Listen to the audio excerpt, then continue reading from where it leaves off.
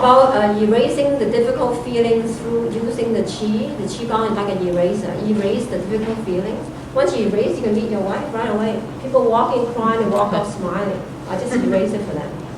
So if we just shift the perspective a little bit, Yes. we talked about being on earth to learn lessons, which is the expansion of the soul, right?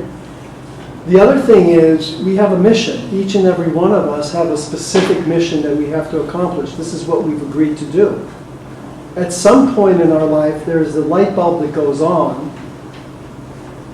and then we come to the realization, the knowing that this is our mission, this is our purpose. So in that moment, the road changes for us, right? And so when that changes, the lessons begin, because that's when you begin getting the tests, and you have to evaluate from a point of view of compassion, right? Compassion, and also from a point of view of service, which is what we're here for. We're here to serve one another for the highest purpose. And that becomes very interesting when you look at it from that perspective. The other stuff is interesting, but it's tactical and mechanical. If you elevate your perspective and say, well, this is my mission, then you see whether or not there is a compatibility, I would believe. And interestingly, and of course I believe in Qigong, right? You change your internal vibration, everything shifts in you, outside of you, and people come around to manifest the same mission's accomplishment. Yeah, but things change. This is all nice. I think the real helpful thing in relationships, and you talked about when we're younger, we head into these relationships with all these crazy ideas, what they're supposed to be about. The other person's supposed to come in and maybe be a knight in shining armor, and they don't quite. They stumble before the horse stumbles, they stumble before they get to you.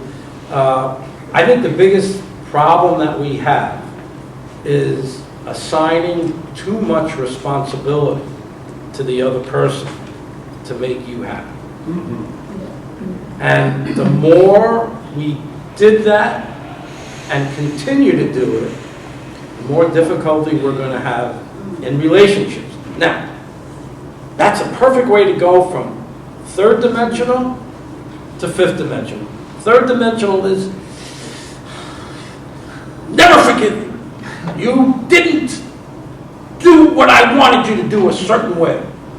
The fifth dimensional is a complete shift from that finger, pointing to somebody else, pointing it back to yourself, and just being willing to acknowledge yourself that you're the only one who can truly make you happy.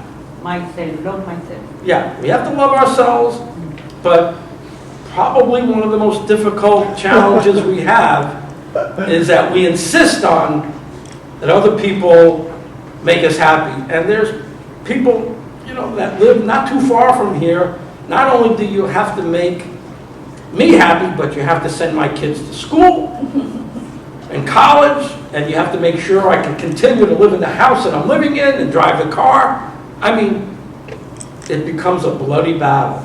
The more you depend on someone else for your happiness, the more difficult the relationships are going to be.